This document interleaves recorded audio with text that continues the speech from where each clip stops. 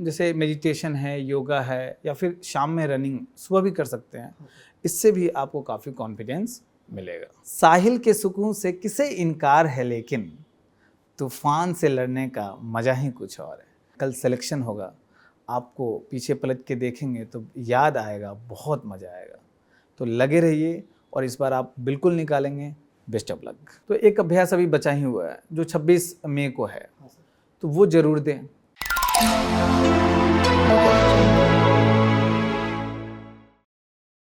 Hello aspirants, जैसा कि आप सभी को पता है, अब हमारे यूपीएससी 2024 की प्रारंभिक परीक्षा में 30 से भी कम दिन बचे हैं।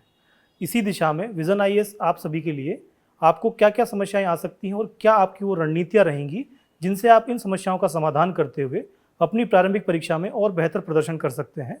इस पर हम एक नया डिस्कशन लेकर के आए हैं और हमारे सभी प्रश्नों का जवाब देने के लिए और हमारा मार्गदर्शन करने के लिए हमारे साथ मौजूद हैं विजन आईएएस से senior expert faculty Indrajeet sir. Sir, स्वागत है आपका। Thank you Saurabh. सर, हम डिस्कशन को शुरू करें। अभी जैसे लगभग 30 दिन बचे हुए हैं प्रारंभिक परीक्षा में, तो इन 30 दिनों में बच्चों को क्या क्या समस्याएं आ सकती हैं जो इस बार एग्ज़ाम दे रहे हैं? एक्चुअली सौरभ, मुझे तो लगता है कि आ ही रही होंगी। अधिकतर बच्चे जो हैं उनको ऐसा लगता है लास्ट में कि उन्होंने कुछ नहीं पढ़ा है। जब वो सवाल करते हैं तो परफॉर्मेंस हो सकता है मॉक में ख़राब जा रहा हो जा रहा, अभ्यास में हो सकता है कि ख़राब जा रहा हो, तो उन्हें अपने आप पे डाउट आ रहा होगा कि शायद इस बार मेरा प्रीलिम्स ना हो। प्लस एंजाइटी इशू, एंजाइटी हमेशा उनको, इवन नींद में भी समस्या, काफ़ी बच्चों से मैं बात करता हूँ, उनको नींद में भी समस्या आती है। और जो बच्चे बात करते हैं उसमें एक कॉमन चीज़ ये भी है कि काफ़ी बच्चे बोलते हैं सर इस बार का अटेम्प्ट स्किप कर दें क्या, अगला अटेम्प्ट देते हैं। तो ये सब मैं काफ़ी देखता हूँ कि कॉमन है बच्चों में समस्याएं जो लास्ट में आती हैं। हाँ सर, जो बच्चे इस बार पहली बार एग्ज़ाम दे रहे हैं उनको ये समस्याएं ज़्यादा आ रही होंगी। ज़्यादा आ रही हैं एक्चुअली। हाँ सर, तो इन समस्याओं के समाधान के लिए उन बच्चों को क्या करना चाहिए फिर? देखिए, मैं सभी बच्चों से ये कहना चाहता हूँ कि ये जो समस्याएं आपको आ रही हैं, हम भी कभी स्टूडेंट थे, तो आज आपकी ये समस्या सुनते हैं तो एक्चुअली में हंसी आती है। क्यों? हम अपने दिन को याद करते हैं, हमें भी सेम समस्या आती थी। जिस साल मुझे अपने ऊपर सबसे ज़्यादा डाउट था कि मेरी पढ़ाई नहीं हुई है, जबकि मैंने साल भर पढ़ा था और डाउट था कि इस बार तो नहीं होगा, अगली बार देंगे, लेकिन किसी ने मोटिवेट किया और लास्ट 15 से 20 दिन मैंने काफ़ी रिवीजन किए। उस साल मेरे जीएस में 145 नंबर थे, तो और मॉक में मेरे 70 आ रहे थे, 65 आ रहे थे। तो बेसिकली अगर आप साल भर पढ़े हैं और अच्छे से आप रिवीजन करते हैं तो आपका होना है। बस आपको सेल्फ जो मोटिवेशन रखना है और सेल्फ कॉन्फिडेंट बनना है, क्योंकि ये एग्ज़ाम एक लेवल पे नॉलेज के बाद ये मेंटल गेम खेलता है आपके साथ। तो मेंटली कितना स्ट्रांग हैं आप। और पीवाईक्यू के एनालिसिस से जब इस एग्ज़ाम के आप पैटर्न को देखेंगे तो अगर आप सही ढंग से पढ़ें तो आपको एंजाइटी लाने की आवश्यकता नहीं है। और कुछ जैसे मेडिटेशन है, योगा है, या फिर शाम में रनिंग सुबह भी कर सकते हैं। इससे भी आपको काफ़ी कॉन्फिडेंस मिलेगा। हाँ सर, यही बहुत क्रूशियल 30 दिन है। अगर इस 30 दिन में अगर घबरा गए तो फिर समस्या आ जाएगी, लेकिन अगर इन 30 दिनों का अगर सही से यूटिलाइज़ कर लिया तो एग्ज़ाम में बहुत अच्छा परफॉर्म किया जा सकता है। सर, अगर हम समस्याओं पर एक एक करके बात करें तो सबसे पहले हमें ये बताइए कि जो रिवीजन करना चाहिए इन 30 दिनों में, वो रिवीजन कैसे करना चाहिए? किस चीज़ को प्रायोरिटाइज़ करें, किसको थोड़ा सा ज़्यादा टाइम देना चाहिए, तो कैसे रिवीजन करना चाहिए, इसके बारे में बताइए हमें। सौरभ, जो मेरा तो यही कहना है कि आपने जो अब तक पढ़ लिया है और साल भर पढ़ें तो एक्चुअली काफ़ी पढ़ा है, तो नया कुछ भी मत पढ़िए। अब वो समय नहीं है कि कोई एक नए कॉन्सेप्ट को क्लियर किया जाए। जो आपने पढ़ा है उसी को बार बार रिवीजन करना है। ये रिवीजन कम से कम आपका 3 से 4 रिवीजन होना चाहिए। मैं अपना टेक्निक आपको बताता हूँ कि 1 महीना है, इसको तोड़ लें और 15 दिन में, अभी से 15 दिन 31 तारीख है, उसमें एक रिवीजन कंप्लीट होना चाहिए आपका। उसके बाद आपका कंटेंट भी हाफ होना चाहिए। जो आपने अंडरलाइन किया है या हाइलाइटर से हाईलाइट किया है उसको अब नेक्स्ट रिवीजन करना है। कुछ बच्चों ने शॉर्ट नोट्स बनाए होंगे सर। हाँ, कुछ शॉर्ट नोट्स बनाए हैं, उसमें भी आप हाईलाइट करते हैं कि किस में कॉन्फिडेंस हमको ज़्यादा हो गया। अब उसको देखने की ज़रूरत नहीं है। अब अगला रिवीजन आपको 7 दिन में करना है। पहले 15 दिन में, फिर 7 दिन में, 21 दिन हो गए। तो एक दूसरा रिवीजन उसमें हो जाएगा। फिर उसका अगला रिवीजन आपको करना है 3 से 4 दिन में, और लास्ट रिवीजन करना है लास्ट मतलब 15 तारीख को। जितना आपने पढ़ा है उसको दिन भर में एक बार देख लीजिए। तो 4 रिवीजन आपका मिनिमम होना चाहिए। इन जनरल बच्चों के दिमाग में ये रहता है कि रिवीजन का मतलब होता है एक रिवीजन, बहुत खतरनाक। आपको नंबर ऑफ रिवीजन बढ़ाने होते हैं। जितना रिवीजन ज़्यादा होता है, बहुत सारे ऐसे फैक्ट्स होते हैं जो ऐसे पूछा जाए कि सी काऊ क्या है तो आपको नाम ना याद आए, लेकिन जब आप एग्ज़ाम हॉल में जाते हो और वो ऑप्शन देखते हो, उसमें देखते हो कि कहीं लिखा है डुगोंग, अरे ये पढ़ा है मैंने, तो उसको आप टिक मार देते हो। तो ये बहुत इंपॉर्टेंट है कि जितना नंबर ऑफ रिवीजन करोगे उतना आपको कॉन्फिडेंस मिलेगा। कहीं ना कहीं सर सबकॉन्शियस माइंड में वो चीज़ें जाती रहती हैं, और जितना नंबर ऑफ रिवीजन होता है तो कॉन्फिडेंस मिलता है, और कॉन्फिडेंस के साथ आप मेंटल गेम में यूपीएससी से जीतते रहते हो। तो ये लास्ट में, जैसा कि मैंने पहले भी बताया, कि ये मेंटल गेम अब चल रहा है आपके साथ। उसके बाद जो बहुत सारे ऐसे टॉपिक्स हैं जो आप अब तक पढ़े हैं लेकिन किसी कारण से वो क्लियर नहीं हो पाया, तो उसको जो आप रिवीजन का डेली टाइम दे रहे हैं, उसके अलावा 1-2 घंटा दीजिए डेली डेडिकेटेड उन टॉपिक को जो आपका अभी तक क्लियर नहीं हो पाया। जैसे मैं सबको बताता भी हूँ कि लास्ट तक लोगों को क्लियर नहीं होता है कि मनी व्हील और फिनांस व्हील में क्या डिफरेंस है या फिर फिनांस व्हील 1 और फिनांस व्हील 2 में क्या डिफरेंस है। तो ये सब आप जो कॉन्सेप्चुअल टॉपिक हैं डेली 1-2 घंटा आप करते रहें। हाँ, नया टॉपिक नहीं करना है आपको, जो पहले से पढ़ा हुआ है उसी को रिवाइज करना है। और मुझे लगता है कि ये मैंने इसी टेक्निक को अपनाया था और कभी मुझे मतलब प्रीलिम्स में दिक्कत नहीं हुई। सर, जब रिवीजन की हम बात कर ही रहे हैं तो रिवीजन में ही अब करंट अफेयर्स को भी, क्योंकि पिछले 1 साल से बच्चे लगातार करंट अफेयर्स को पढ़ रहे होंगे, तो उसका रिवीजन करना भी बड़ा क्रूशियल हो गया है। तो उसका रिवीजन कैसे करना चाहिए, या फिर करंट अफेयर्स को होलिस्टिकली कैसे अब कवर करना चाहिए इन आने वाले 30 दिनों में? बिल्कुल, मतलब करेंट अफेयर तो इन जनरल ज़्यादा रिवीजन करने की ज़रूरत है। हाँ सर, क्योंकि वो पहले से पढ़ा हुआ नहीं है। हाँ, तो मैं सारे बच्चों को इसमें बताता हूँ, एक रिवीजन चक्र का कॉन्सेप्ट है। रिवीजन चक्र का मतलब है कि आपका एक चक्र चलना चाहिए कि एक सप्ताह में सारा करंट अफेयर एक बार रिवाइज हो जाना चाहिए। और अगर आपने पढ़ लिया है, जैसे for an example science tech, उसका PT 365 आपने पढ़ लिया, उसको मॉर्निंग में आप रिवाइज करेंगे तो 2 घंटे में रिवीजन हो जाएगा। अब अगला रिवीजन आपका वो 1 घंटा या 1.5 घंटा में होना चाहिए। फिर उसके बाद रिवीजन वो 45 मिनट्स में होना चाहिए, और वो अपने आप समय कम होता जाता है। जितना नंबर ऑफ रिवीजन बढ़ेगा आपका समय उतना कम होता जाता है। साइंस टेक मैं इसलिए एग्जांपल ले रहा हूँ कि इसमें फैक्ट्स ज़्यादा होते हैं और डायरेक्ट PT 365 से क्वेश्चन पूछा जाता है उसमें।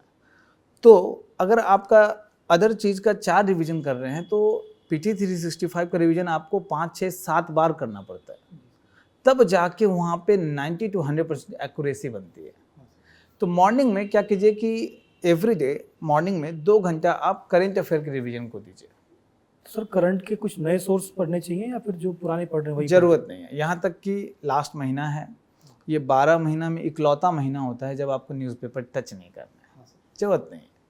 और जो आपने 11 महीना पढ़ा है करेंट अफेयर, उसी को बार बार रिवाइज कीजिए। हाँ, उसमें हेल्प PT 365 करेगा क्योंकि वो उसी का कंपाइलेशन। बिल्कुल बिल्कुल। और दूसरा चीज़ सौरभ की, जो आपका स्मार्ट क्विज है विजन का, वो अगर एक जगह कंपाइल आप कर पाए, मैं स्टूडेंट से बता रहा हूँ कि आप लगा रहे हो, अब ऑनलाइन लगा रहे हो लेकिन आप उसको बाद में रिवाइज नहीं कर पाओगे ऑनलाइन, तो अगर उसका प्रिंट आउट आप ले लो और उसको लगाओ, इससे क्या होगा, रिवर्स इंजीनियरिंग के मेथड से आप करेंट अफेयर कर रहे हो। पहले PT 365 पढ़ा और रिवर्स तरीके से उसको रिवीजन किया, और ये रिवीजन आपका बार बार होगा तो करंट में सवाल गलत नहीं होगा। सर, जब हम करंट अफेयर्स की बात कर ही रहे हैं तो अब हमने रिवीजन को भी देख लिया, करंट अफेयर्स को भी देख लिया है, अब बात आती है इसको टेस्ट करने की। तो अब जो ये आने वाले 30 दिन में है, इनमें अब मॉक टेस्ट हैं, उनको अब आगे कैसे देना चाहिए, और मॉक टेस्ट के साथ में उनका जो हमारा एनालिसिस है वो कैसे करना चाहिए आने वाले 30 दिनों में? एक तो जितना आपने मॉक टेस्ट दे दिया है, और ऑब्वियसली मैं मान के चल रहा हूँ कि आपने एनालिसिस भी किया है, क्योंकि मेरे अनुसार मॉक टेस्ट देना और उसका एनालिसिस ना करना वो जीरो आउटपुट नहीं है, निगेटिव आउटपुट है, क्योंकि आपका समय भी जा रहा है, उसका आउटपुट कुछ नहीं मिलने वाला है।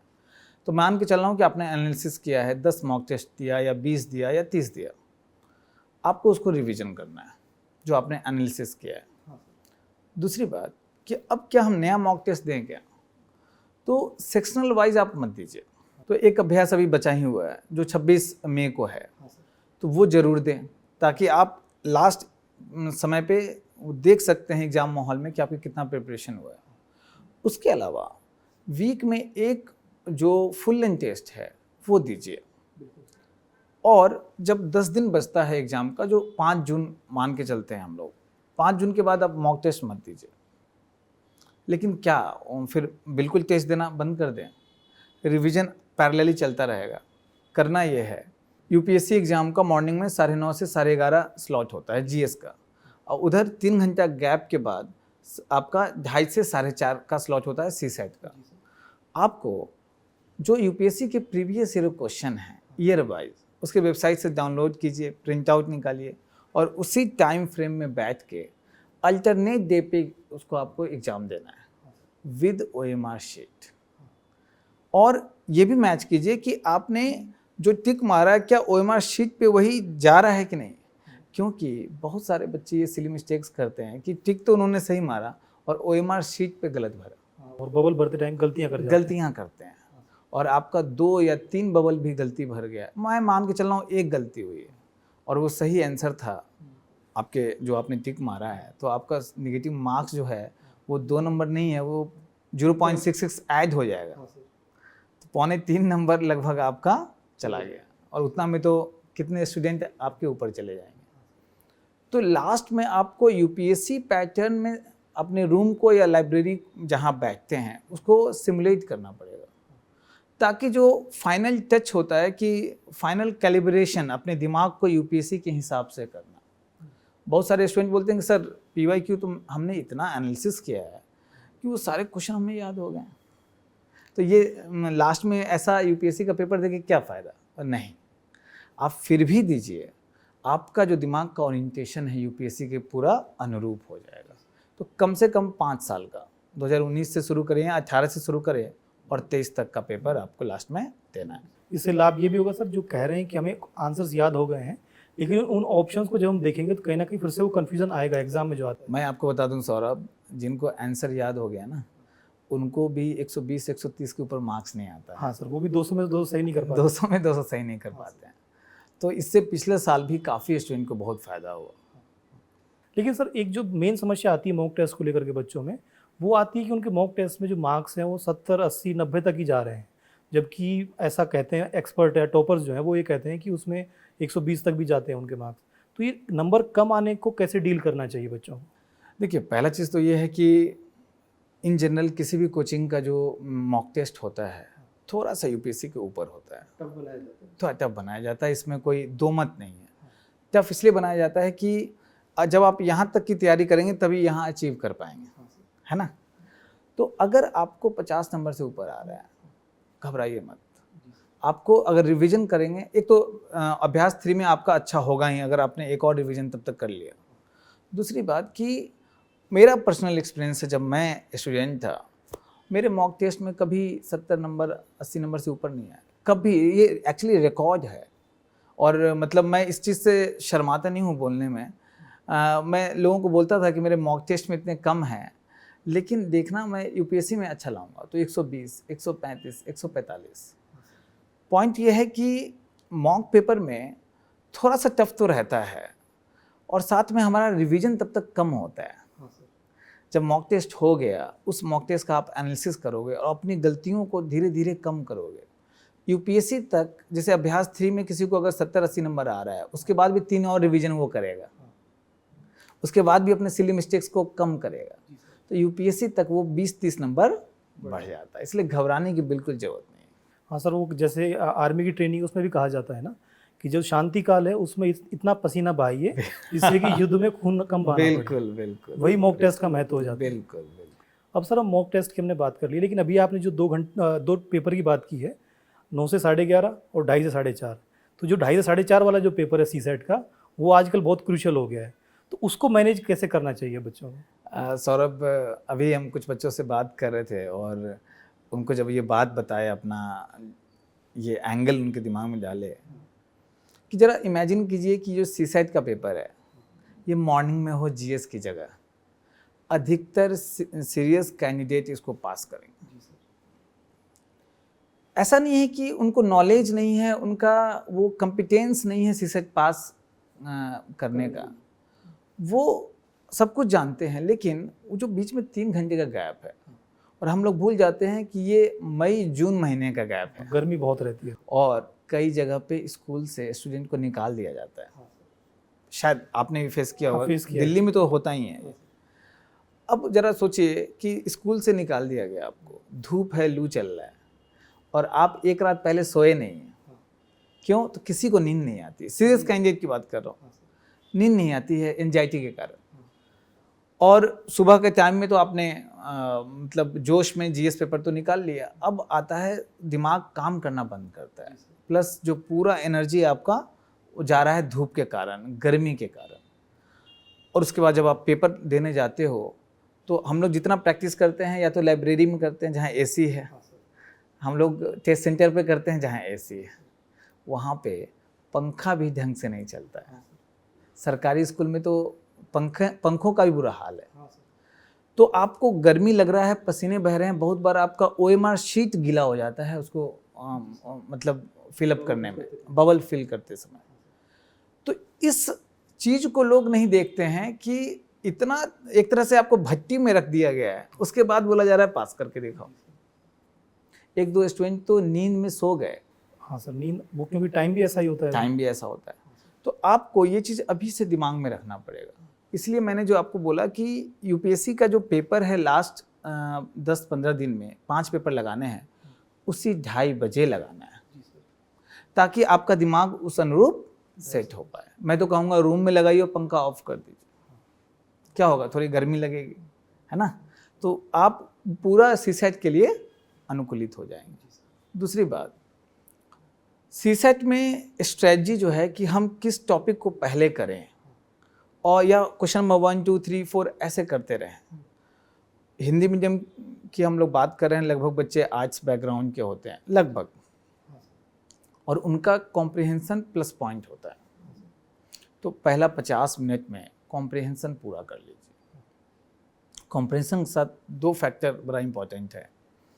पहला तो कॉम्प्रिहेंशन के क्वेश्चंस को खोजना नहीं पड़ता है। जी सर, दिख जाते हैं अलग। इतना बड़ा कॉम्प्रिहेंशन है, नीचे 2 सवाल है, 1 सवाल है, तो दिख जाता है। दूसरी बात कि कॉम्प्रिहेंशन में जो क्वेश्चंस हैं वो जो आप अटेम्प्ट करोगे तो अटेम्प्ट होगा, चाहे वो गलत हो या सही हो, अटेम्प्ट होगा आपसे, है ना, आगे बढ़ पाओगे, आगे बढ़ पाओगे, आपको पकड़ के नहीं रखेगा कि आप आगे ना बढ़ पाओ। तो और एनी हाउ आपका कॉम्प्रिहेंशन प्लस पॉइंट है, तो आपको सारे कॉम्प्रिहेंशन करने ही हैं। तो 50 मिनट या 55 मिनट या मैक्सिमम 1 घंटे में 27 सवाल आते हैं, मैं 25 मान के चल रहा हूँ, आप उतना कर लो।